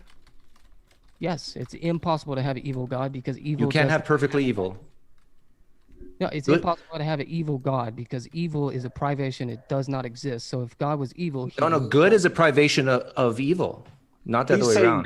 Good. He's saying evil is a negation of the good. So like, it's not. I'm saying good is the negation of evil. You got to flip the wrong way. That's black now is white. we've gone. Now it'd be like saying 2 + 2 = 5, but actually no. I'm just labeling the word 4 as 5, and so no. You said that evil is the privation or the opposite of good, basically, right? No, that's no. He just said right. Can I add something? No, that's not what privation I think the way we can think about this is like good is like light, and dark, and bad is like dark. Dark is the privation of light, correct? Exactly, you can't just like shine some dark on something. Right, it doesn't right? exist. I can't you have could like a just flip that. flashlight. You could just flip that the other way around. Yeah, but then it If would you be want, off. if you just want to mess We with the start with words, that's darkness. fine. That's but now you're just the calling default. evil good, and the concepts remain Yeah, the so you're same. just even if making you change things the up. language. But Because, I'm making. I'm just making things up, right? I think, Yeah, I think because light actually shines Exactly. Nice. There you go. You just got your answer. You're Yeah, just, but here's the you're just thing. Things do defining exist, perfect guys. and good in the way you want. I'm not defining if it the way I somebody want. was standing, Things do yeah. exist. Things do exist. That's why I'm not making crap up. And I'm saying that goodness and existence are interchangeable. Yeah. That's what I I'm saying. think let's If you use want to say my that goodness light and evil are analogy. interchangeable. Let If me you want to just say that like being and evil are interchangeable, that's fine, but you're just calling goodness evil. Wait, so my bed exists. Is my bed good? Yeah, in a metaphysical sense, yes. Is it impossible for you, Hayden, to imagine God's nature and reverse it? The opposite? Every point about God's nature is the opposite. Can No, you for the reasons we just discussed, that would be impossible. It'd be impossible to call God evil, like perfectly evil, because it But just that's doesn't. just basically how you defined it, right? You defined God as this way, so it's impossible for him not to be that way. No, I'm saying the classical arguments for the existence of God end with God being, pure act. And Right. since goodness and being are interchangeable, then Right, God so is all The metaphysical. by goodness is definition. entailed in being. can we? Yes. What Doug is yes. asking is, can the classical arguments be wrong? Oh, They can yeah. be If you want to wrong go and they back, can be yeah, off, but they can't Yeah. be so wrong that like light is black and that upends them. yeah. Because light actually emanates and has properties, It and could it be. shines on things and illuminates, and it has qualities. Darkness is the negation of those qualities, just like evil is the negation of good. That's what he's trying to say. Yeah, You can't just upend the. And the you reason you can't can't just upend that right there is because things do actually exist. Like, I'm not just making it up. Things And exist. have qualities, and those qualities entail other qualities. He's some of this actually corresponds to reality if you think it through. That's what he's basing a lot of this Evil- off of. Evil is the negation of good does not correlate to reality. Good is the Why negation of not? evil. It is so to do something evil is to fail to do something good. No, to do something good is to fail to do it evil. See, that's just not question- right at all. We're just making things. Yeah, But that's. the problem Let John is that talk. we're I think equating- John has No, no, something to say. No. Explain to me why it's not right. Yeah, I'm trying. Okay. Okay, so whenever you do something good, you are bringing about being. Something comes into being. If I pick my kid up from school, I've done something good. What came into being? The picking your child up from school came into being. That change came into being. That's a real thing that exists. The process of you And that's picking part and your child- parcel of nurturing your kid, growing your kid. Okay. I mean, that's All right, but hold on, because if I don't pick my kid up from school, something also came into being. which would be negative somebody and else That destructive. thing picking is up. good. That thing is good, but you have to make a comparison here, and now we're getting into moral philosophy. Which Okay, one so- is better is going to be the comparison that I'm talking about. Like, you Remember did my- something else instead, but that's still something coming into being, and that thing isn't evil, right? Well, if evil is the privation of good, and me picking my kid up from school is doing something good, then me not picking my kid up from school would be doing something evil. Called neglecting your kid in some Yeah, circumstances, neglecting- sure. And, It's not It and like- depends leads on to it good. depends on what you were doing instead of picking up your child. If you just went and, I don't know, if you did something that's lesser good than picking up your child, then yeah, that would be evil. But it's because that event did not come into being. Can I summarize? That's what I mean by negation. That Yeah, I event think we did need not to come move into being. forward on this point. Yeah, for I want to just summarize. The question was, what's the philosophical argument that God's loving? And this is my take. You're going to think I'm strawmanning you, Hayden, but Okay. what I'm hearing is, by definition. Well, by certain definitions, but there's a logical process that you arrive at it. God is loving because A whole bunch of definitions. he cannot fail to will that which is good, and willing the good of others is analogous to what we mean by love. It's not all that we mean by love in a human sense. Like, that's not all I mean whenever I say I love my wife. I mean some other things too that I don't mean of God. And I don't think I have to be specific about those things, but it's analogous. See, I've often looked at the world this way, that maybe God created smallpox, but human beings created the vaccine for smallpox. So it almost seems like, I mean, if you just step back a little bit, it almost seems like God created this really imperfect world, and human beings are going about the process of trying to perfect it. But what you got to understand is, by God creating smallpox, He created something into being. So creating smallpox was a good. Well, He created some. Well, more specifically, He probably created something that evolved into smallpox. But here's the thing: there's things which exist, and so by definition, there's a certain goodness to them. But they might cause something to happen that isn't good, like smallpox. However we get it. I'm not a whatever kind of scientist studies that sort of stuff, but however we get it, it's not good that we get it, but there is a certain goodness in it in the sense that it exists. No, diseases are actually negation of goodness because they're disease, dis-ease.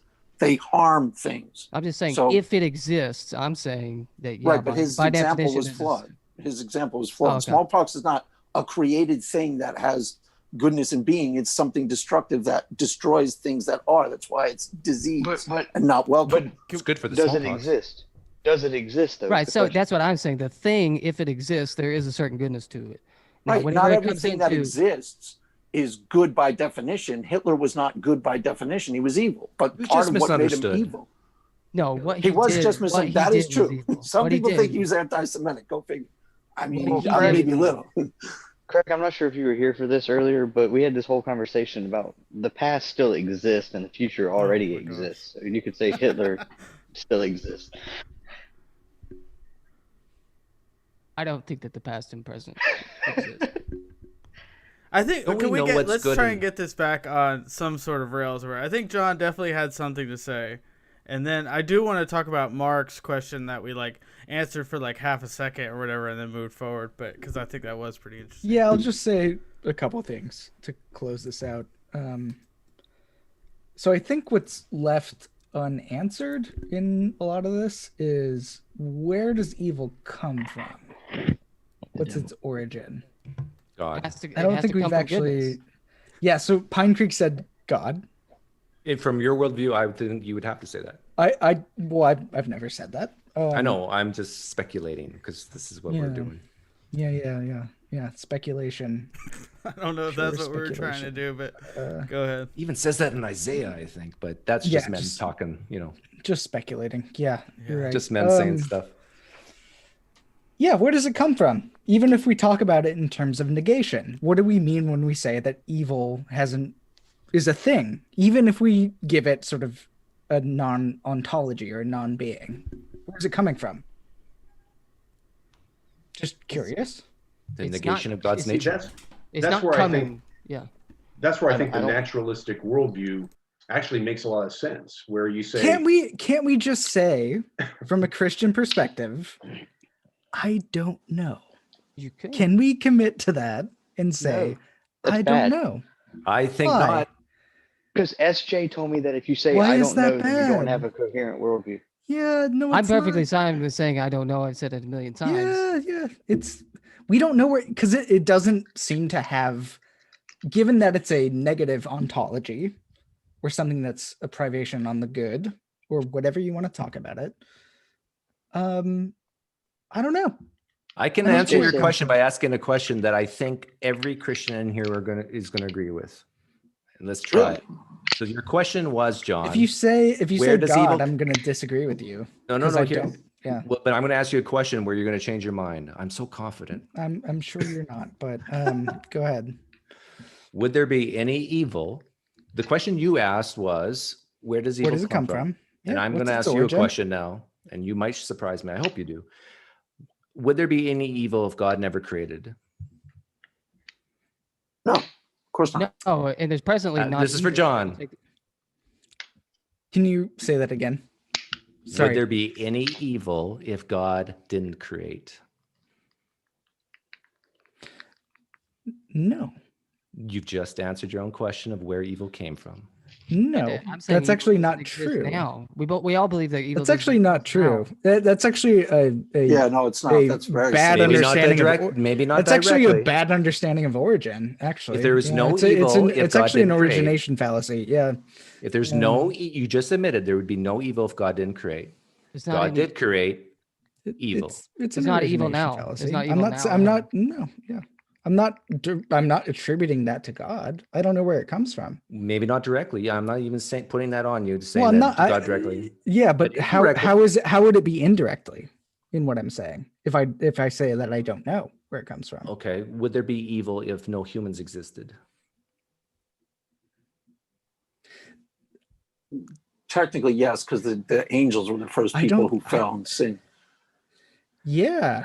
Would there But be the evil? problem here is that God did not, because evil doesn't have a positive ontology. There's a sense in which you can say that evil does not exist right now. Yeah, So the let's question doesn't just matter. say bad things happening. Instead of saying evil, just say bad, Also, I because we think know that- that I has a think that- positive I- thing, right? yeah, It's I think like, that Yes, if God did yeah, not create human beings, they would not do bad things. If Hang God on, did not I think- create hang the on, earth, I there thi- would not be yeah, yeah. hurricanes that kill people and stuff like But that. I think that God has solved this problem in Yeah, Christ. he has. And it also comes back to what we've already talked solve about. what problem?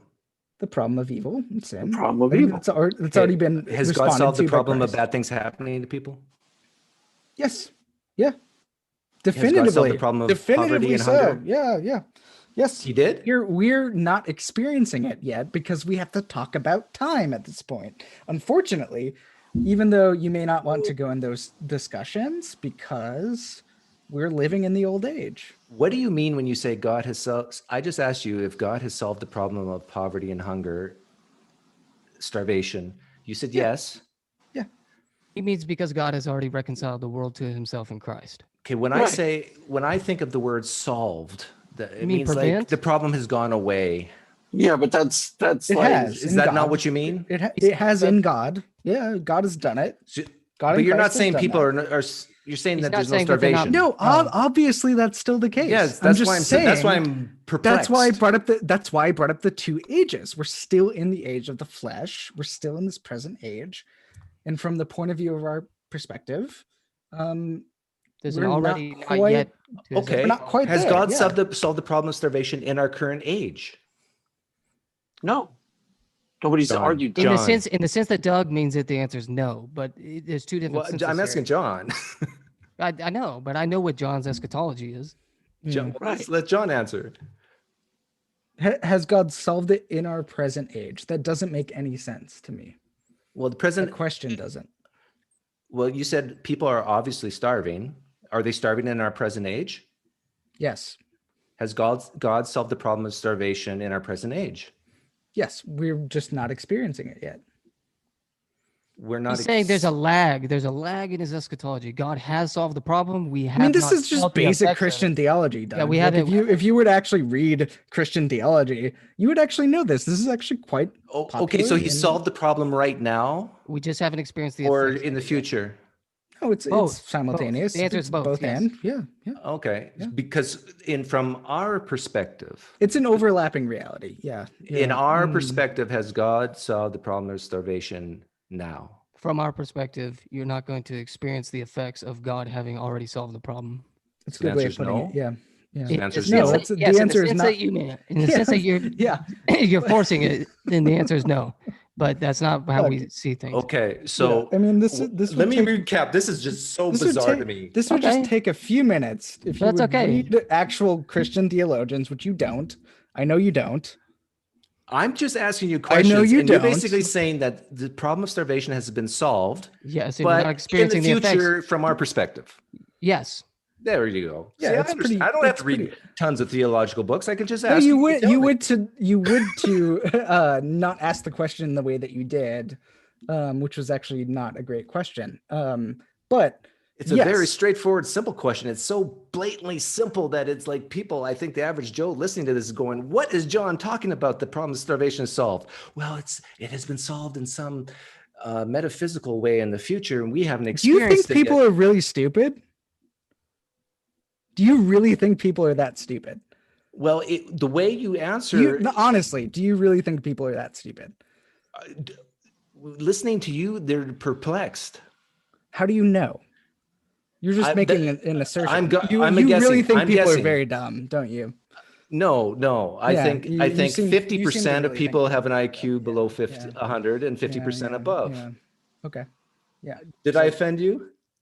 No, I think you offended a lot of people who are quite smarter than you actually think they are. No. I think you are offensive when you bring up these theological terms. You just about a half an hour ago admitted that or agreed with me that you're a pastor, you speak to people on the streets. I am, and I know that they're smarter than you think they are. But do you talk like this way about the theological details and minutia of Sure, Bart yeah, and all this? Yeah, and I talk to people about it. Yeah. I know, but to the average person on the streets? Yeah, in my congregation, yeah, they get it. Yeah, I'm not sure why you think they don't. And they don't ask questions like I ask? No, because your questions are not good. Unfortunately. Well, but I mean, you understand his basic theology that when we die, we're all going to be reconciled to the Father in paradise, and there's going to be no hunger, no sickness, no death forever.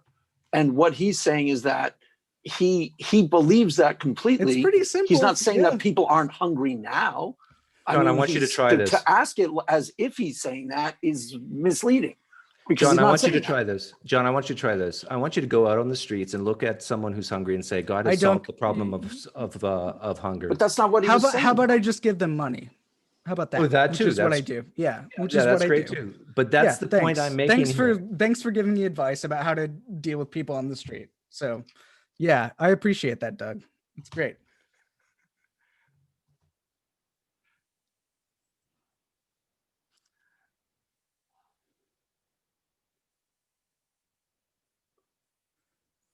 Well, the point, Ethan, the point that I was simply making is that if you're going to say the words or a sentence that says God has solved the problem of hunger, the very simple question I asked him, and just stated, yes, God has.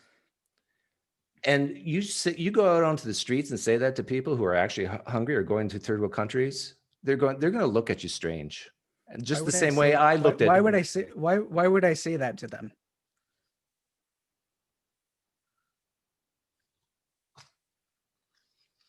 Yeah, that's not what he meant. No, play back the tape. John said God has solved the problem of starvation. Why would I say that to those people? Okay, why did you say it to me? Because you were may have technically said it, but that's not what he meant. That's what he said, but that's not what he meant. That's why my eschatology. Yeah. See, but then what John's saying is completely meaningless. He's saying, why is it meaningless? Because yes, God has solved the problem of starvation. Yeah, so that means something. Not yet, yeah, but not yet. Something. And yes, you're still starving and hungry, but don't worry, God has solved it. But not yet. I'm involved in work that alleviates that. Yeah, I mean, I work at a church and we do lots of stuff. But then that goes to will solve, not just solved, past tense. See, we're stuck in our time frame. I'm not sure what you're trying to do, Doug, actually.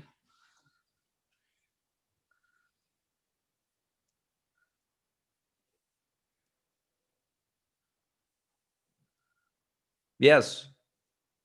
You don't think I believe what I'm saying? I think what his theology has muddled the lines between reality and some metaphysical thing. And I think actually, John, you agree with that. What you're talking about is metaphysical stuff. When you make comments like God has solved the problem. I don't think you've actually been listening to what I'm saying. Yes, you're saying that God will solve the problem from our perspective, but from his perspective, it's already solved. Yeah. Yeah. See, did I just steel man you? It's not a metaphysical point. No. But did I correctly summarize your position? Can you say that one more time? What is my position? What is my position, Doug? From this little past few 10 minutes, I heard you to say that, yes, God has solved the problem of starvation, for example, from his perspective. But from our perspective, no, which is real. It has happened. We're lagging behind it because we're involved in. Right. But from our perspective, from our time frame, he hasn't. No, he has, and he has. He has, but we just don't realize it yet because we're lagging behind. We do, which is why I'm saying it. I think Christians are the ones responding to it, and affirming that it's true. So, am I not getting it yet? No, you're not. You're really not. What did I get wrong in what I just said? I almost used your exact words. Yeah. Yeah. That we're lagging behind. God has solved the Yeah, we're lagging problem, behind. Yeah. but there's still starvation. God solved the problem of Yes. starvation, but there's still starvation because we're lagging behind. Am I getting it? Is that right? Yes. Yep. But Okay. Christians are the ones who are witnessing to the reality that this has already happened. Definitively. So And it Christians are will witnessing be that there's people already, the problem has been solved, and they're helping people not being starved. that's the motivation for helping people. Is that's already been solved? Yes, it's because Christ has already taken care of this stuff. No, the And we- starvation's already been solved, so that's a motivating Yeah. factor that they should help Yes, starve of people. course, of course. That the Because we're problem's already been participating in it. fixed. We're participating in it, which is the whole, like, fucking read theologians, read Paul. Like, it's participation. We're participating in it.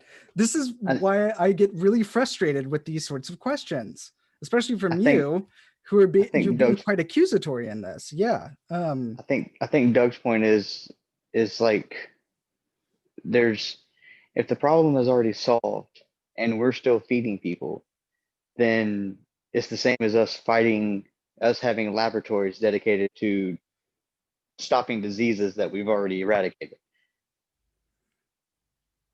I'm not sure I follow that, but yeah.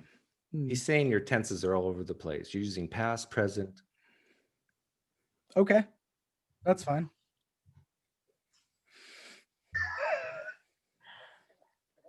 I tried to put it in something. Ethan, did you hear that the people can't hear you on YouTube? Did you see that in the chat? We can hear you, but I guess. Yeah, now they can. Yeah. There you go. Yeah, so we do need to end this pretty soon. But yes, Ethan has a football game to watch. Yeah, that too. But besides that, what game? Clemson and Ohio State. Oh, college. Yeah. But that's not the reason I need to end it, but whatever. But I think, yeah, I don't know. I don't want to, repeat what I said or anything. And we definitely didn't reach a consensus on them. Yeah, definitely not. But I think, one thing I will say, what Doug's trying to get at, that it's not making sense what John's saying. It's just, not... You clearly are just not understanding what John's trying to say. Whether or not he's correct, sure, that could be up for debate, but... Maybe if you say it, Ethan, I'll understand. No, I don't think you will, because, yeah, it's you're just asserting things over and over again. I'm asking questions. No, that's fine. Yeah, there's no problem with asking questions, but I would say your questions are clearly, just trying to you're asking questions in a way that just, assert what you want to believe. I don't think you're honestly asking questions to, get an answer. Yeah, why do you say that? Because you're asking him, you basically are accusing John of not even believing what he's saying. So if somebody's point is that you don't even believe the words that are coming out of your own mouth. Why do you say that? Because you told him that there's no Okay, way. yeah, you're right. On that one point I did. On your right, one point I did. But when I hear John say the problem of starvation is solved, yeah. When I hear John saying that the problem of starvation is solved, I think I'm a normal human being. I go, what do you mean by that? And then most you knew he didn't mean it literally. Most human beings understand nuance too, Doug. So, but I understand it now. I'll say it again. John believes the problem of starvation has been solved past tense, but we still need to work at solving it because there's still people hungry. I don't think he said it. We still have to feed people because people are hungry. We still have to give them money. Yeah, we need to end this. It actually needs to end. See you, Doug. But I do appreciate you coming on, Doug. I'm not I know John probably Thanks for the invite. Yeah. I'll remind everyone you invited me, okay? No, I did. And I'm not saying that you're being a jerk or anything like that. I think you're I'm just trying to assess what happened because I did miss how that got to the heated point for sure. I stepped away and all I could hear in my ears were people somehow John thought you were calling people stupid, but it did sound like you were you agreed that you thought people were kind of stupid and these theologians are stupid and not understanding and I still stand by the fact that most Christians do not care about theology as much as John does. No, I would probably agree that a lot of Christians don't care about theology that much, but a lot of Christians do care about theology a lot. Yes, that's the thing. I agree with that too. So it's but the vast majority of people just love Jesus who are Christian, and Bart who, Aquinas who, it's I feel like the vast majority of people don't consider most things they believe, whether that be religious or like, I think if most people would probably be vegetarian if they actually thought through what they believe, or most people would probably care about the environment and wouldn't pollute the environment like they do, but they don't even put the effort into like even considering what they're doing at all. Most people just kind of go through life. So yeah, well, most people are just working hard enough to survive. Yeah, exactly. Yeah, that's the nub of it. Most people care about kitchen table issues. Yeah. Yeah. So I don't think that you, Ethan. has any bearing on whether they're true or false. Because there's so much evil and suffering in the world. Oh my gosh, there's sorry. no evil and suffering. That's the thing. There's starvation. That's a joke. Come on. Yeah, I know. No, but like I said, I appreciate you coming on. We definitely need to end it here. I appreciate everybody. I'll try and do these more often. This turned out to be do them more often. These are fun. Yeah, pretty interesting. So yeah. With that, Can we keep that Craig guy out?